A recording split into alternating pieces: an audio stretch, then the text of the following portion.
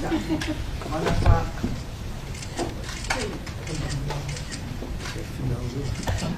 me? Only you. They want only you.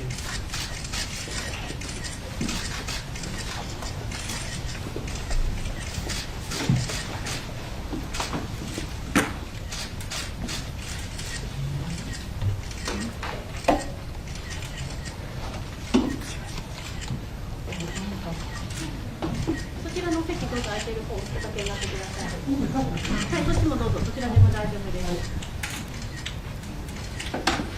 この辺でいかがでしょうか。待会儿给 case， 如果有些英文我没有听得很清楚，麻烦你再提醒我一下。这是。この辺でいかがでしょうか。お席にお戻りになってください。我的汉语已经不行了，我的英语也已经不行了。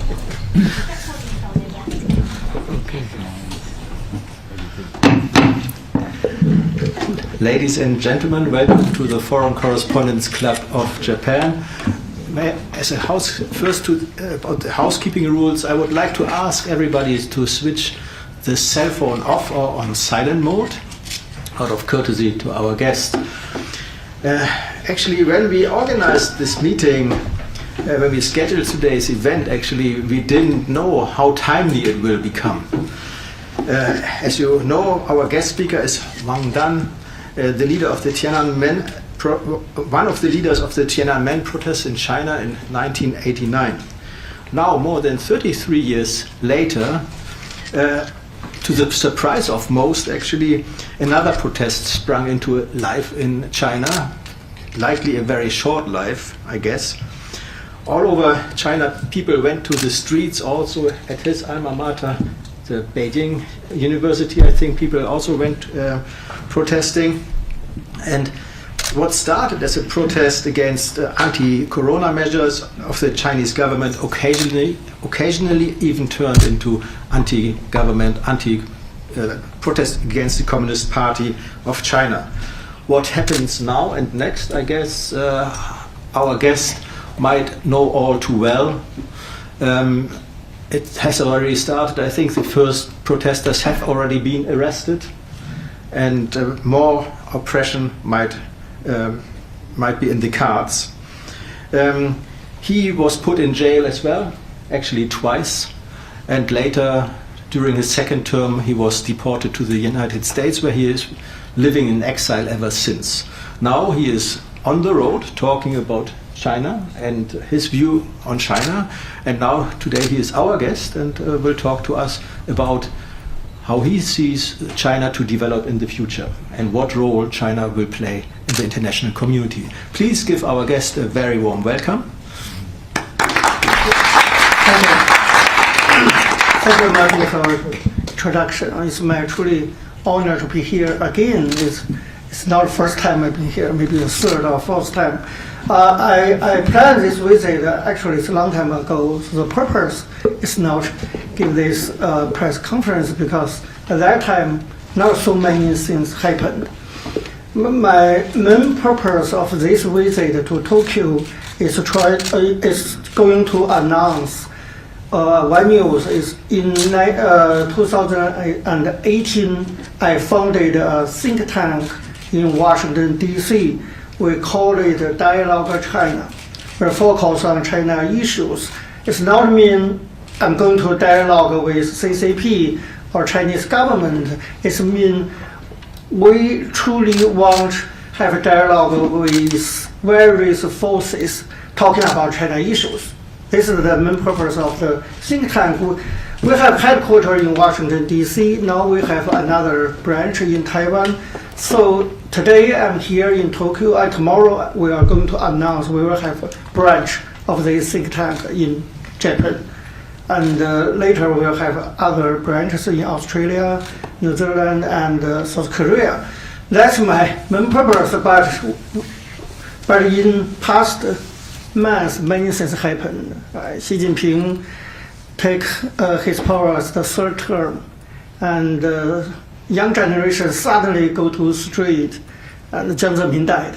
So many things happened and make me very busy actually.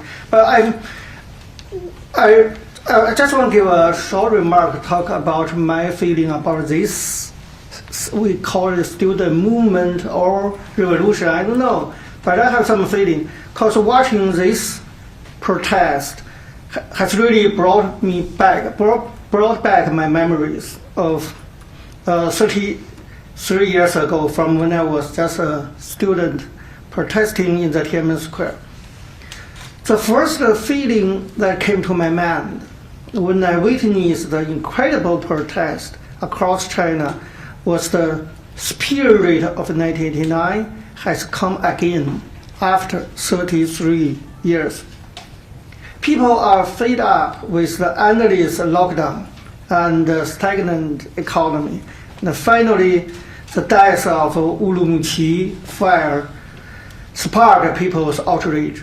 So watching videos from internet of Chinese university students chanting, "Give me liberty or give me death," has brought me tears and hopes. I think there are indeed some similarities between 1989 student movement and now. I think it's similar because students from Chinese universities are at the front line again this time. So we have the younger generation again. This might come as a surprise to a lot of people, because a lot of people think the student nowadays always steer away from politics and focus instead more on other things like getting a better paid job or something else. But because of the inhuman COVID-0 policy and the prospect of Chinese economy resulted from COVID-0, young people were forced to fight for their further well-being. I think they are not only protest or ask for democracy, freedom, human rights. Actually, they request for their future, for their living. They want to survive in this time. So it's not a very abstract idea about democracy and human rights. They have very concrete worry. That's why they go to the street. So I'm very touched to see these young people are leading the protest.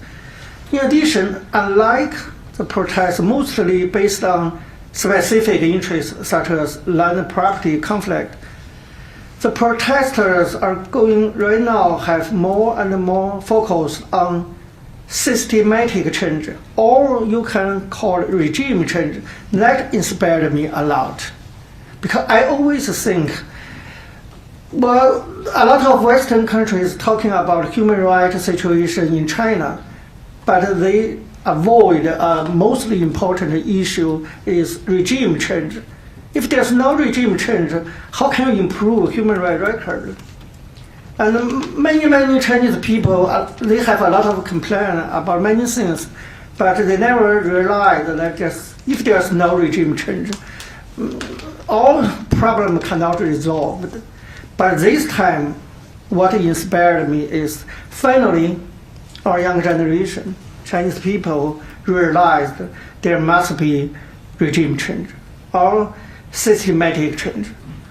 As we have seen in the videos, many people shouted political slogans, which really surprised me. They shout, "CCP stepped down," Xi Jinping stepped down. Even in 1989, it's only the last stage of the movement we saw the CCP step down. At the beginning of that movement, we said we follow the step of CCP. But this movement, at a very early stage, they already shouted, "CCP step down, Xi Jinping step down." Seems like suddenly they have this awakening. People's demand is quite similar to what we want 33 years ago in the Tiananmen Square. So at last, probably there's another sad similarity, which is the movement's outcome relies on one man, Deng Xiaoping, in 1989. But this year, maybe the outcome will rely on another single man, he called Xi Jinping. However, there are also some differences between now and 1989. One difference is in 1989, we have organization. We have organizers, and I was one of them. But this time, I think young generation learned the lesson from what happened in 1919 in Hong Kong. So they adopted the strategy of we call it be water. So you cannot find any organization, you cannot find any leaders.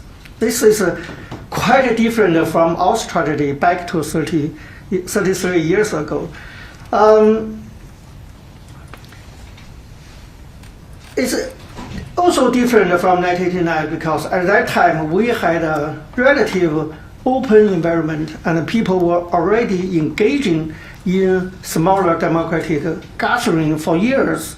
For example, 1 year before 1989, I already routinely gather the student, we call it a democracy salon at the campus of Peking University. So I already gathering and mobilized. But this time, you don't know where they come from. Nobody knows where they come from. The current protests that happened during an increasingly tightening political environment is quite different from 1989. From 1987 to 1989 is a very liberal time in the history of PRC. That inspired us to go to street. But this time is quite different. The environment is very bad. The government, we all expect the government will crack down any protest. Under these circumstances, they went to street. So I think they are more brave than us. And thanks to 3 decades of Chinese economic growth, the authority has more resources to operate people now. But they're still brave enough to go to street. People are taking to the street because of the government relentlessness to adapt. This is why I think the people that are protesting today are very brave, and they are absolutely an inspiration to all of us. I hope their action can encourage the next generation or other Chinese peoples. I think the more people go on the street, the more safety people or those protesters have. Currently, the protests still going on mainly on internet. Since it's the first time that Chinese people go on the street all over the country since 1989, it's harder to project what is going to happen next. They seem to stop right now, but we don't know, maybe next week or next 2 weeks, we don't know what will happen. The only thing I can confirm is China has headed into a brand new era. I call it a brand new era. It's quite new. The situation is no longer the same as the past 3 decades. The police has arrested many protesters. The central government still remains silent about the mass protest for now. I think if protesters continues, there may be more conflict between the police and the young protesters, just like what we've seen in Hong Kong in 2019. The police in Chinese cities will exercise more brutal repression on the protesters, like Hong Kong police. We also cannot rule out the possibility of a military operation like 33 years ago in Tiananmen Square. I think that possibility is still there. Anyway, it's up to Xi Jinping's mind. Some people say the protesters are useless, but I think the protesters will be wiped off and everything will remain. This is not me, but many people think the protesters will be wiped off and everything will remain the same. But I strongly disagree with this cynical opinion. The protests that are going right now across China will have significant influence on China's society, even they are cracked down by the CCP. The most important impact that the protests have achieved is communication between large scale of Chinese citizens. Due to strict censorship, Chinese people cannot openly discuss and exchange their opinions on political issues, and now they can do it. So it's difficult for Chinese in the past decades, it's difficult for Chinese people to organize our coalition based on common beliefs. The mass protests have given Chinese people a chance to communicate with people.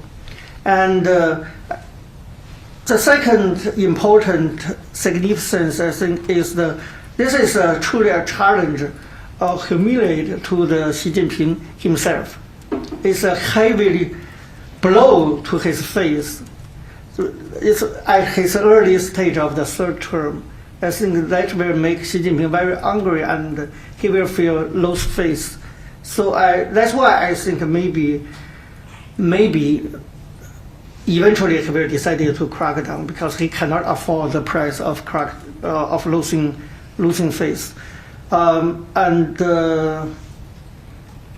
Now Beijing's top security body on Tuesday warned that authority would crack down on the protests in China. We all know that. And I'm very much worried about the future. The good news is student, young generations, and Chinese people are not in street now. So it's not very easy for government to send the troops to crack down because nobody on the street. I predict maybe in the future they are going to try to arrest more young students or people who they think are organizers, but that might be the next step. So I'm here to appeal for international communities to pay attention to the situation because my personal experience is if you can draw attention from the international community, your situation in the jail or in the police station will be much better. That's my personal experience. So for international community, our next job is pay attention to those cases, human rights cases, for those protesters who will be arrested for the police and pay attention to their future. It's very important. Yeah, I think I just stop here. Just a short remark. Okay, thank you very much for the short speech. And now I will open the floor to questions from journalists first. And while you are preparing your questions, I have one question, basically a follow-up question to what you have said. You mentioned that the new generation acts like water. Could you explain what this means? Be water. Yeah, be water. Be water is coming from the experience of Hong Kongers in 2019. That means you cannot find one certain organization to try to organize this protest. There's no this organization. Therefore, there's no leader. It's different from 33 years ago. We have a lot of organizations, a lot of leaders. But this time in Beijing, I don't think CCP can label one person as the leader for the whole protest. It's a very smart strategy, I think.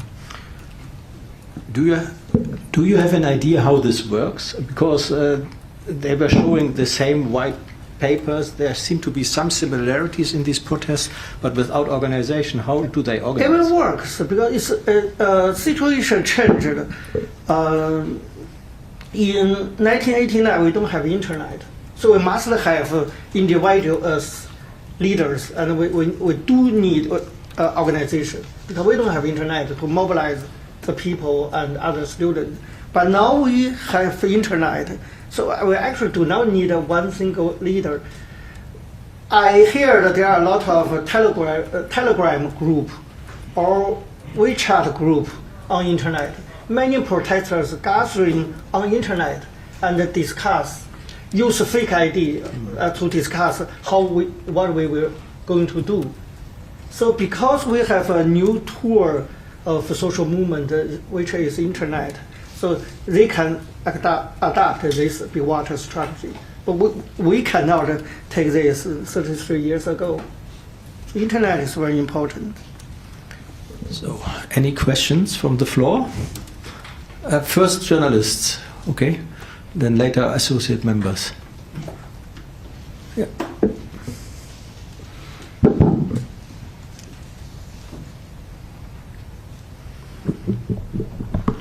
Hi, I'm Natsuko from AFB, French media. So the former Chinese leader Jiang Zemin passed away, and how do you personally feel about it? And the second question is, you talked about possible military intervention and crackdown regarding the current protests in China. So what's your biggest fear? What's your biggest fear, or what's the worst case scenario that you can think of if the Chinese government can no longer take this, thinking that they will lose the face? Thank you. Yeah. Well, an old man died, but this old man is also part of the group who decided the crackdown of 1989 student movement. So of course I cannot feel very happy about the old man's death, but I still have my special feeling about this. I think you can understand. But it's interesting for young generations. They feel sad for this man's death because they think Xi Jinping is a good leader, or at least a better leader, because they compare to the Xi Jinping. But for me, of course, he's not an open leader or not a liberal leader compared to Hu Yaobang and Zhao Ziyang. You can say the Chinese government is very successful to cover the history. Young generation know nothing about 1980 of China, so they don't know what a golden time we have. So they only can make a comparison between Jiang Zemin and Xi Jinping. So I know a lot of young people, they really think it's a loss for China. Jiang Zemin's death is a loss for China. I understand, but I disagree. But I don't think there will be a very big influence due to his death. Young generation know very little about him. They don't have a true passion for this old man. They just, because they did satisfy about Xi Jinping, so that's why they worship Jiang Zemin, but they don't know Jiang Zemin. So that just died. I don't think there will be something happen, or I don't believe the same thing happened 30 years ago when we go to street for Hu Yaobang and become a political movement. I don't think that will happen again.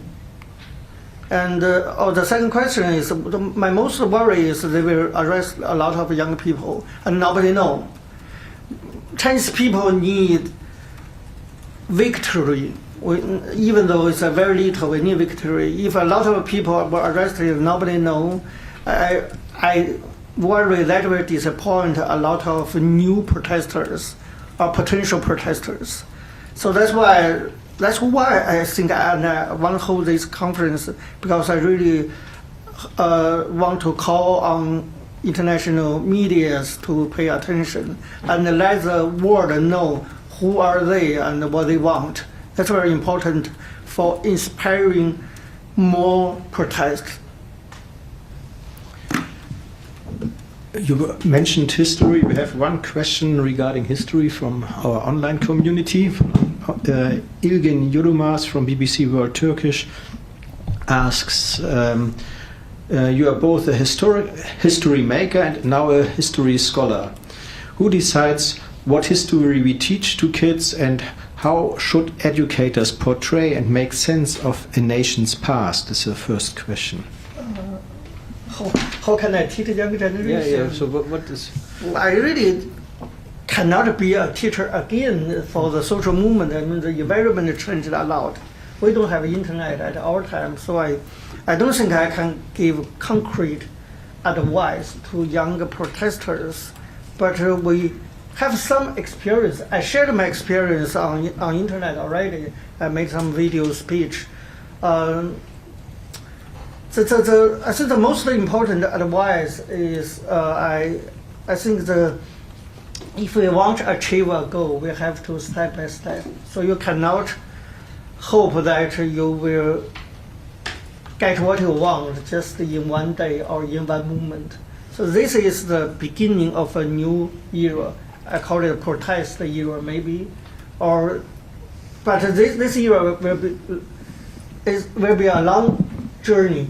And this is the first step. So I hope the younger generation can rely that they cannot get victory in one night.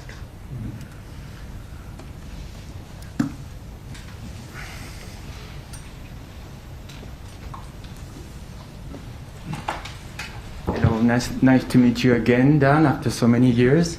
I'm Dorian Malovic from the French national daily La Croix, based in Tokyo. My question is now, what are the options of Xi Jinping now? I mean, he set up a trap to himself with this zero COVID policy, right?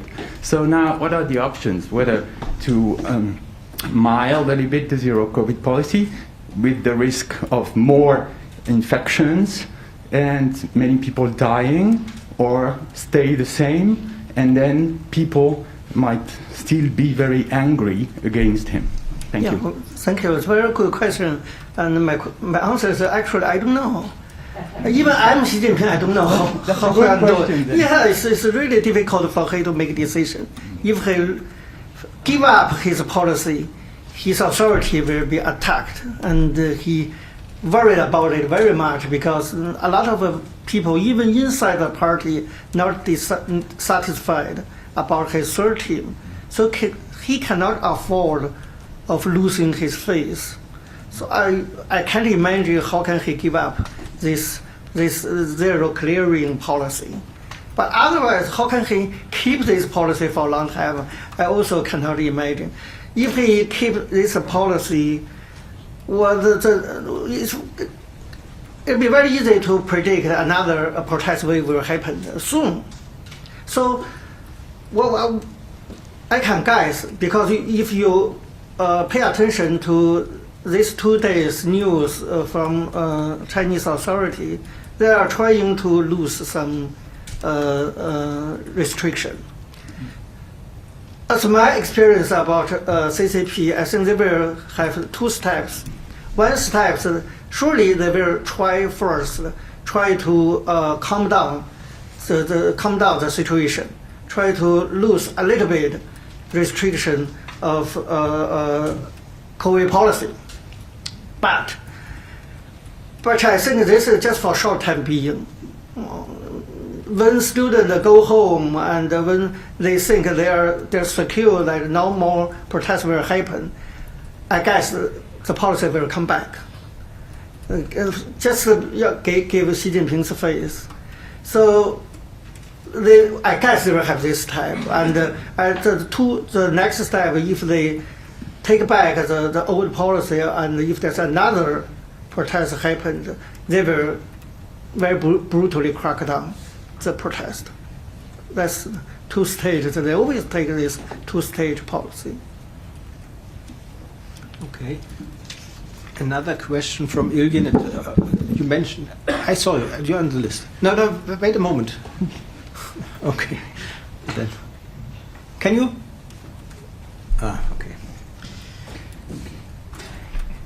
So, protesters in China want the government to roll back its strict pandemic policies. The question is, which many blame for trapping those who died in the Urumqi apartment house fire this week. But the rare direct criticism of the China top leadership has raised many eyebrows overseas. How can the media avoid that the coverage is running the risk of painting this organic homegrown movement as foreign interference? Well, you cannot do this. CCP most likely will use this excuse to crack down student movement or to crack down the protest. They already did that last week. They said that the foreign journalist, the BBC's reporter, was detained, and that's the signals. They will try to use this excuse. And we have some announcement outside China. I think there will be another excuse for them. Said that those bad guys outside China want to try to make trouble of CCP. So I don't think. Otherwise, we do nothing, or we do not support, or we do not pay attention. Otherwise, they will do this. There's no way to avoid this how to say, 风险, this. Yeah. Okay, another question from the floor? No? Ah, yeah, please.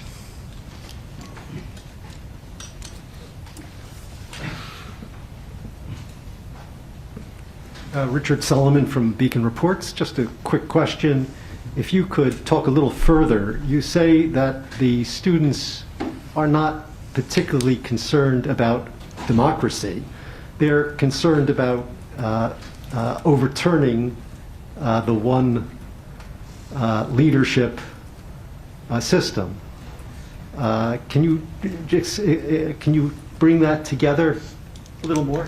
Yeah, that's concern about Xi Jinping himself, because for the past 10 years, the people, I think, they feel very disappointed about Xi Jinping's policy.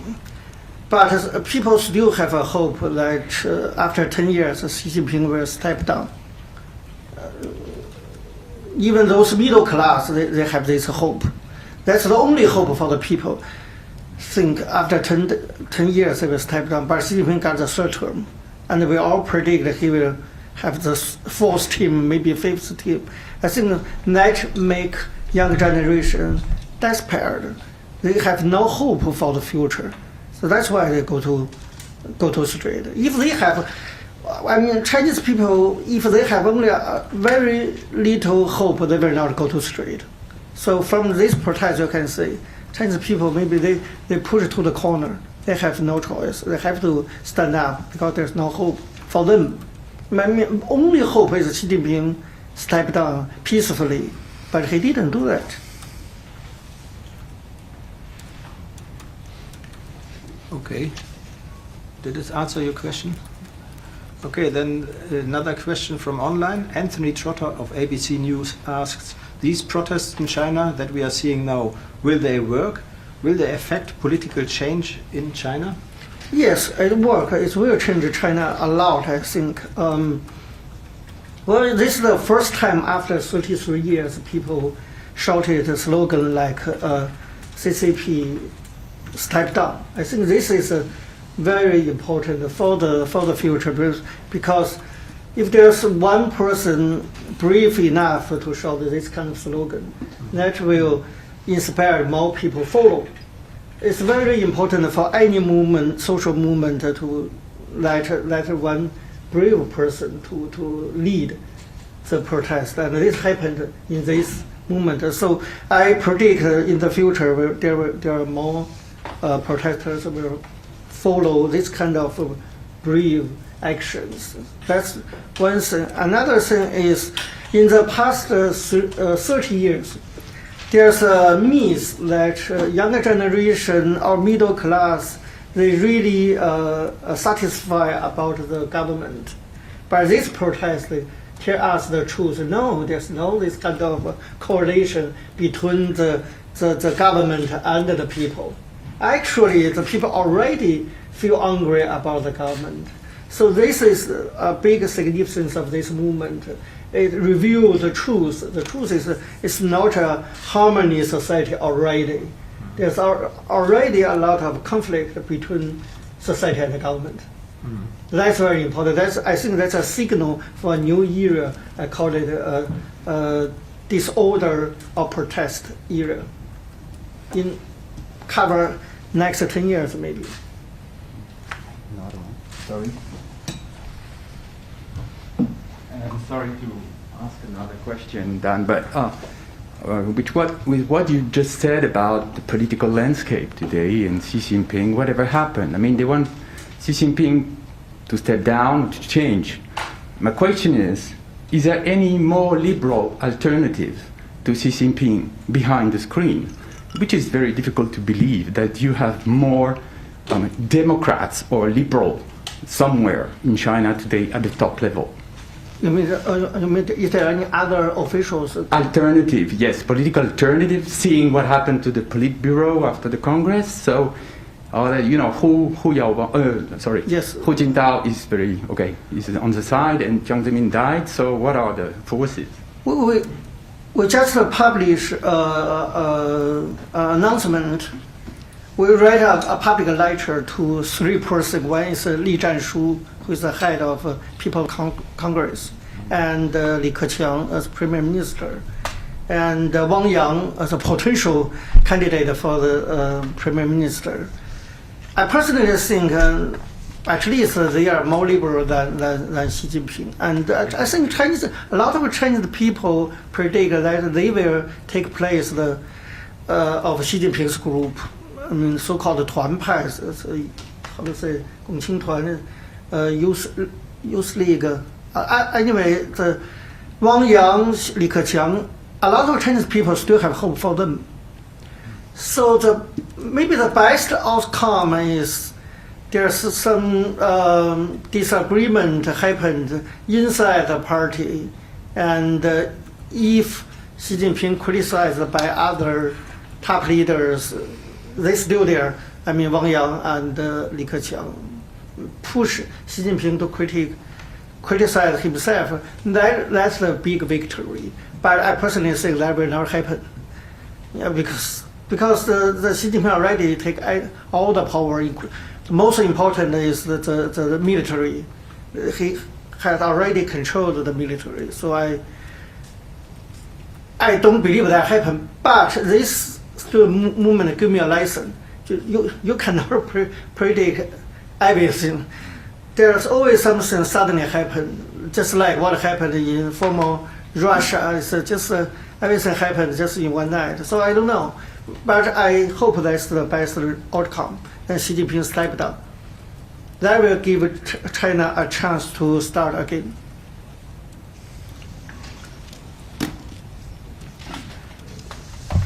Okay, then, yeah, please.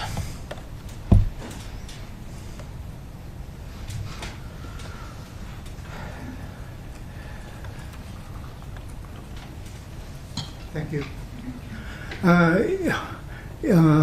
You mentioned the term of... Can you introduce yourself, please? Pardon? Can you introduce yourself by name? And Koichi Kitabatake, associate member. You use the term of regime change. And I'd like to know, the regime change is a regime under the framework of the communism or under the framework of the globalism or capitalism, or what is your personal opinion? What is the ideal regime for China now? Thank you. My personal idea, of course, is the political system should be based on constitution. So my personal belief is constitutionalism. Everything you must rule by law, rule for the people, not like this, not like today's China. So they're quite very simple. I don't have a very abstract idea like democracy, freedom. I think constitution is very important, and that's the main. How to say? What we want to do in United States, I mean, our think tank, is try to prepare a new constitution for the future's China, if that will come. But we don't know when and how it will happen, but we must do preparation. And what we are prepared for is a new constitution. So I think that's the one single thing I focus. yeah, please, go ahead.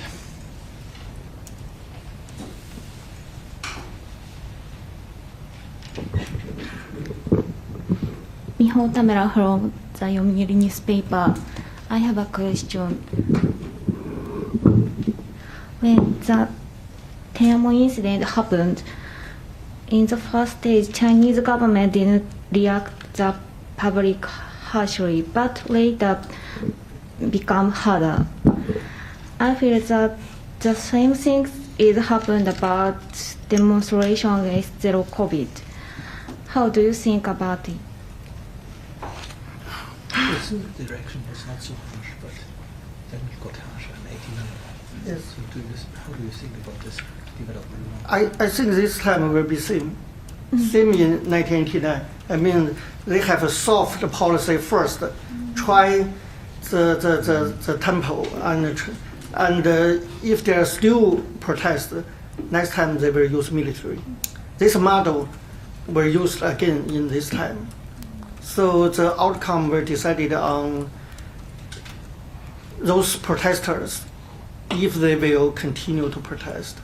If they continue a very they will be cracked down. Looking at another difference, maybe or similarity, I don't know. Please tell me. To '89 is that this time there were also big workers' protests in the Foxconn factory in Zhangzhou, I think. Do you think that there's a connection, or is this just a correlation? I can't say there's a correlation between these protesters with workers. You know, Fushikang's workers, they have very specific requests for their own money or for their own benefit. But those protesters, they have a high-level request for the systematic change. So you cannot say, at least they didn't communicate very, very good. Mm-hmm. So there's no connection, you think? I don't think so. But if you look at the public unrest in China, where also now workers go to the street, like at the Foxconn factory, even having battles with the police, do you think that this discontent is much more widespread in the Chinese, among the Chinese people? You mean the discontent with it. But in the whole history of PRC, we never see any one single protest initiated by workers. I don't know the reason exactly, but that's the fact. There's no.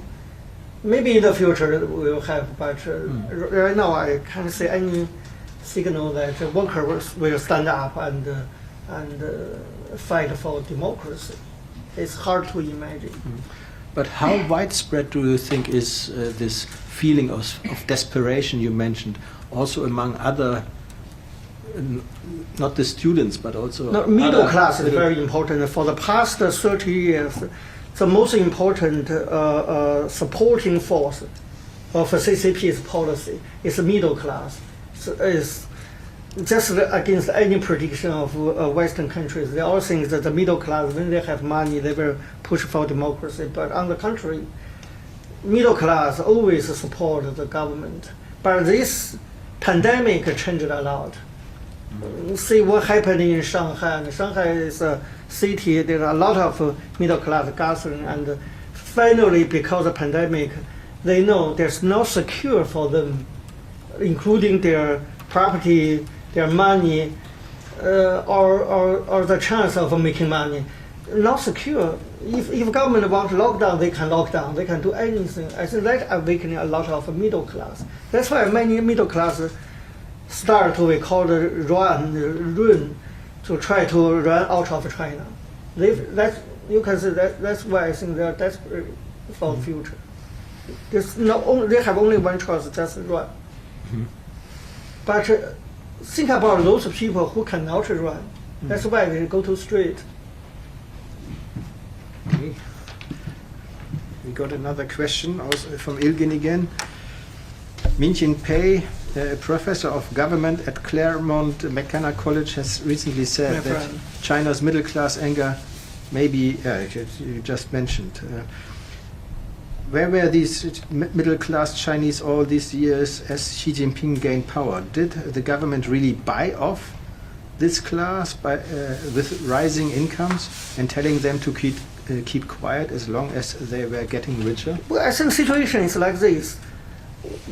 One reason of China can make such rapid economy growth because they cooperate with middle class. They encourage middle class of making money. That lead China to a high-speed economic growth. But now you cannot always keep this economy, and because the economy slowed down, the conflict between middle class and government eventually will happen. When government lack of money, they will try to get money from middle class. That's what happened on Ma Yun. And Ma Yun's case awakened a lot of middle class. They all realize that sooner or later government will get their money. So that's why I think that's what happened now in China, just because the economy slowed down. I mean, after 1989, there's only one thing can support the authority of CCP is economic growth. when this disappeared, that will be the end of CCP's rule. Yeah, please.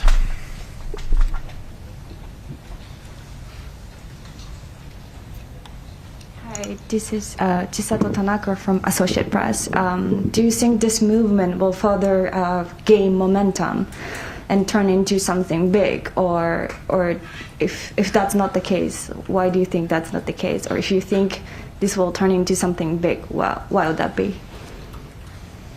Well, now we can see the protesters are already back to home or back to school now. I actually don't know what will happen for next 2 weeks because there's no leaders, so I don't know where can I get information about what will happen next week. So I really don't know. Anything is possible.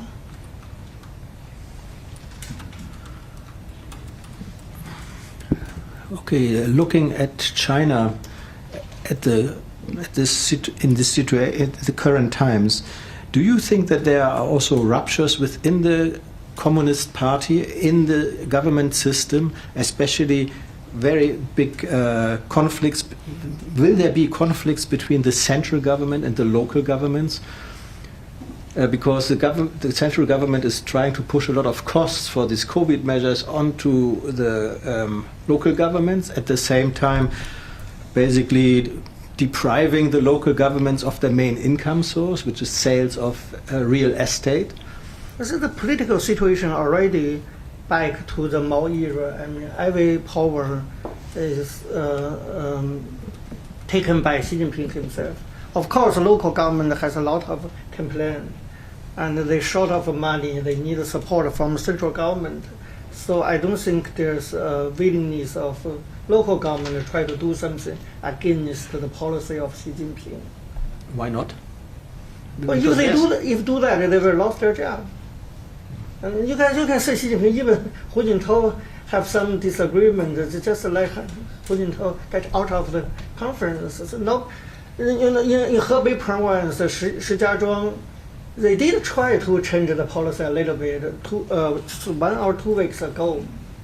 And very quick, the central government criticized the Shijiazhuang, the local government, and they had to reverse their policy. So nobody dared to against the willingness of Xi Jinping. That's why people feel desperate, because they think if Xi Jinping is still there, nobody can change. It's not like in 1980s. It's already, Xi Jinping already become an emperor. He decided everything. So, any other questions? Yeah, George?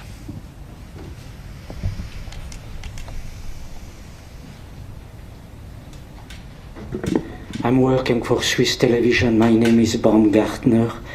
To distract the people and maybe to get the support of part of Chinese population, Xi Jinping might use the nationalist card and threaten again to invade Taiwan. What do you think? And second point is the hard line of the United States against China now.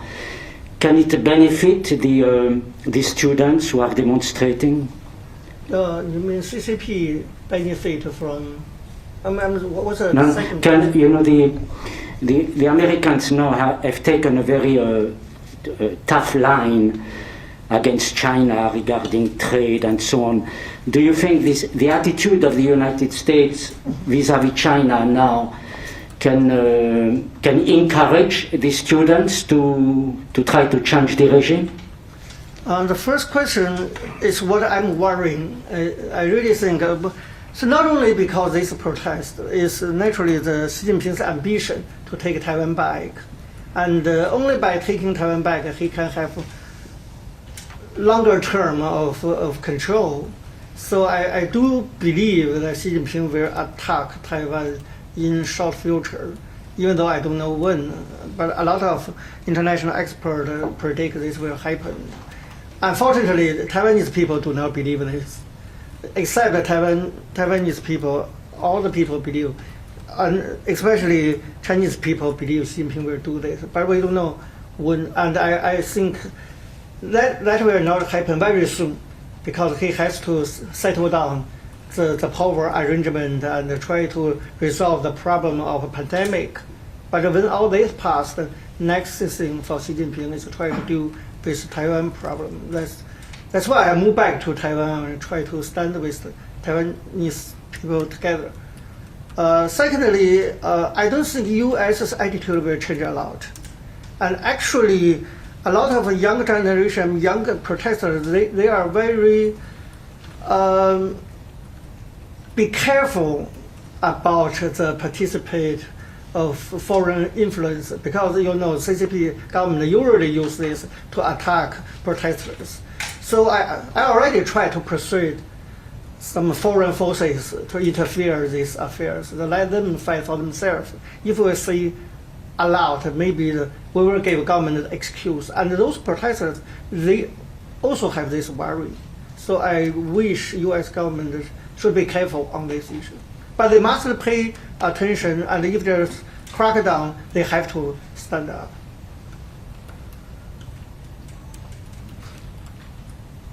You mentioned we have to pay attention, but if basically we don't know the leaders, and these leaders are being basically arrested in their own homes, we will never learn about them, right? So how can we basically, how can we pay attention to that? That's a very technical question. But my suggestion is we have a lot of Chinese people live outside China. Now they have a lot of connection with people inside China. So foreign countries, foreign government, or other human rights groups, they can try to get information from people who live outside China. For example, we have a lot of Telegram group, or even WeChat group, and there are a lot of information flow in those groups. I at least take part in 6 or 7, I forget, 7 or 8 groups. So every day I get a lot of information. If FBI asks me, or if CECC of U.S. Congress asks me, I can deliver a lot of information to them. And not only me, there are a lot of Chinese people. They pay attention to situation. They know more than U.S. people. So they can be a bridge between foreign concerns and the civil society in China. One question of Ilgin was, I put it, will frame it a little bit differently, but what can foreign governments do to influence China, the Chinese government in a very easy method is, there are a lot of money in the bank of the United States or in other countries. Those money belong to those high-level officials. This is a leverage for Western countries to threaten Chinese officials don't do too much.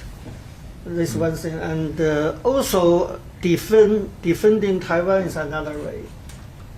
Because if you let Xi Jinping take Taiwan back, it will be more difficult for Western countries to stop Xi Jinping's ambition. So stay together and show support to defend Taiwan is important, not only for Taiwan issue, it's for the China issue. And I also think, but maybe we have, for a long time, we have a misconcept that there's no China issue. I think it's China issue already become China problem.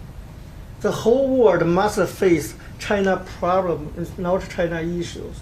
So defending Taiwan is one way to resolve this China problem. I wonder, as long as no other questions are from the floor, I will ask another one. Yeah, please.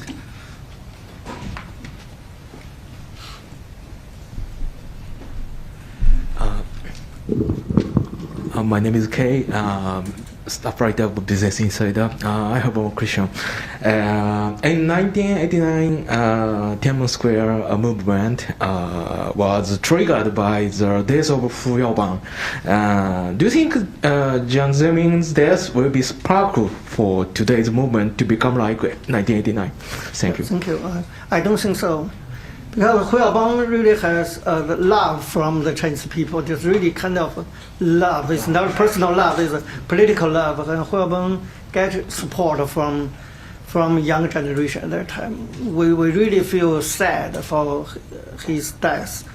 But today's younger generation, I don't think they really love Jiang Zemin because they know nothing about Jiang Zemin. They just hate Xi Jinping, and that's the only reason they feel sad for the death of Jiang Zemin.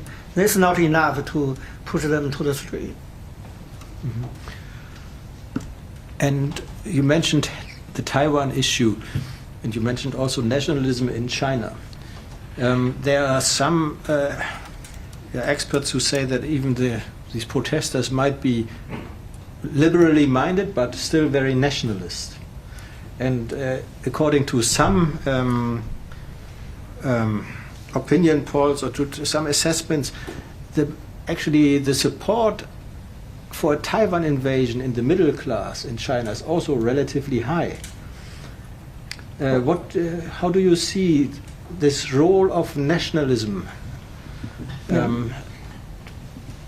for the future development of China and for shaping maybe this protest movement? I think we should be very careful to evaluate nationalism in China. Is there really many passionate nationalists? I doubt it, actually. Because this is only one political issue Chinese people can show their passion. And they're brainwashed by the government for a long time.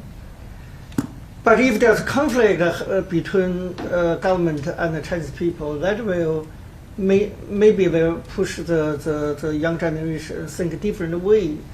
If they believe the government cheated them for a long time, that maybe will change their attitude. That's one thing. Another thing is, well, if there's really a lot of nationalists, young nationalists in China, why so many middle class and young generation want to go to other country to study or just move permanently? If they really love this country, if they are the real nationalists. So that's why I think that we must be very careful. If we look at the internet, there's atmosphere looks like many people support to take back Taiwan, but I doubt that's true or not.